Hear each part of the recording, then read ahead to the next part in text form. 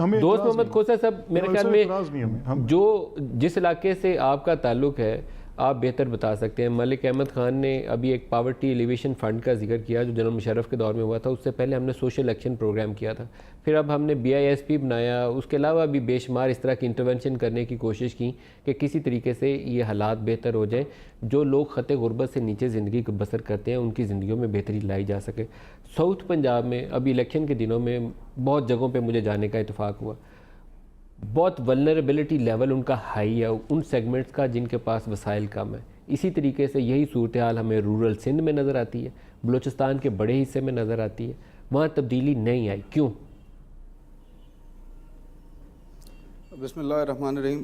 ملک صاحب میں گزارش کرتا چلوں, آپ نے ساؤتھ پنجاب کی بات کی یا آپ نے انٹیریئر سندھ کی بات کی یا بلوچستان کی بات کی.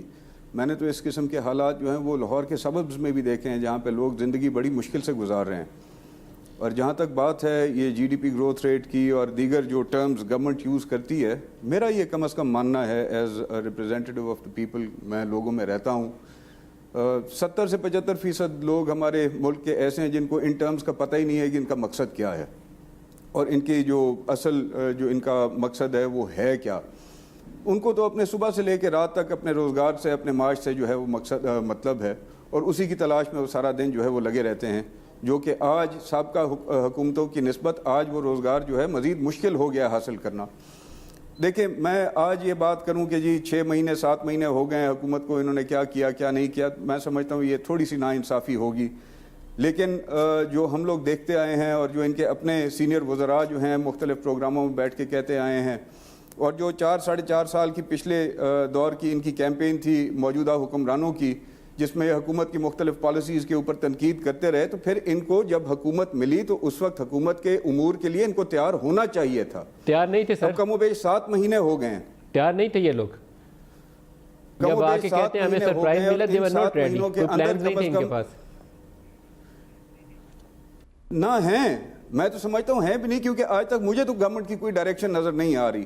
روز آپ ایک بات سنتے ہیں, کبھی انڈے, کبھی مرغی, کبھی کٹے, کبھی یہ کبھی وہ. یہ چیزیں نہیں ہیں جو آپ کی بنیادی جو معیشت جس پہ بیس کرتی ہے آپ کے ملک کی, وہ زراعت ہے یا نہیں ہے.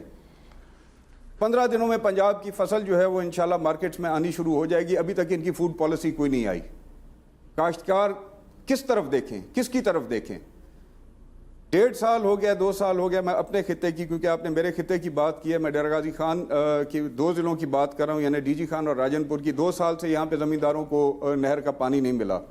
یعنی جو بھی فصلات یہاں پہ کاشت ہوتی رہی ہیں وہ ٹیوبویل سے یا بور سے یا انجن سے لوگ گزارا کر کے اپنی فصلات کو کاشت کرتے رہے ہیں. وہ کاسٹ آپ دیکھیں کتنی انکریز ہو چکی ہے. کھاد کی کاسٹ کہاں پہنچ چکی ہے, ادویات کی کاسٹ کہاں پہنچ چکی ہے, بیج کی کاسٹ کہاں پہنچ چکی ہے.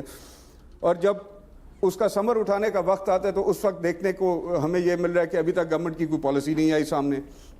ان چیزوں کو ایڈریس کرنے کی ضرورت ہے. یہ کاسمیٹکس تو مجھے معذرت کے ساتھ ملک احمد خان صاحب میرے بھائی ہیں, ان کے ساتھ ایک بڑا پرانا میرا تعلق اور رشتہ ہے, لیکن یہ کاسمیٹکس تو ہم سابقہ حکومت میں بھی دیکھتے رہے ہیں, اس سے پہلے بھی دیکھتے رہے ہیں. فوڈ سٹیمپ سکیم کے نام پہ سکیم چلائی جاتی رہی, تندور سستا تندور کے نام پہ سکیمز چلائی جاتی رہی, میکینیکل تندور اور سستی روٹی کے نام پہ جو ہے وہ سکیمز چلائی جاتی رہی. کیا ان کو لوگوں کو کیا ان کا فائدہ ملا کہ اب یہ ایک نیا ڈھونگ جو ہے وہ رچایا جا رہا ہے. دیکھیں اس پہ سنجیدگی سے بیٹھ کے تمام اپوزیشن کی جماعتوں کے سربراہان جو سابقہ حکومتیں کر چکے ہیں اور یا جو آج حکومت میں ہیں, ان کو چاہیے کہ لوگوں کے لیے اور پاکستان کی بہتری کے لیے سر جوڑ کے بیٹھیں, قطع نظر اس چیز کے کہ کون کیا ہے اور کون کیا نہیں ہے. درست. They should join their heads for the betterment of Pakistan and the people of Pakistan.